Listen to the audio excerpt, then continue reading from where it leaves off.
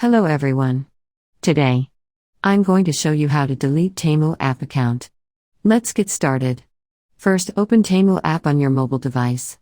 Once you are in the app, click on the U tab at the bottom of the screen. In the U tab, you will see multiple options. In the options, click on Settings. Now you will see the Account Security option in the green color. Click on it. Now in the bottom you will see Delete Your Temu Account option. Click on it. Now you can read the instructions. After that, check the box and click on the Continue. Now select the reason and click on the Continue. A new interface will appear. Click on the Continue Deleting. Now, last confirmation will appear. Click on the Delete to complete the process. Now you will get a message that your account will be deleted within 7 days. If you found this video helpful, give it a thumbs up and subscribe to our channel for more tag tips and tricks. Thanks for watching.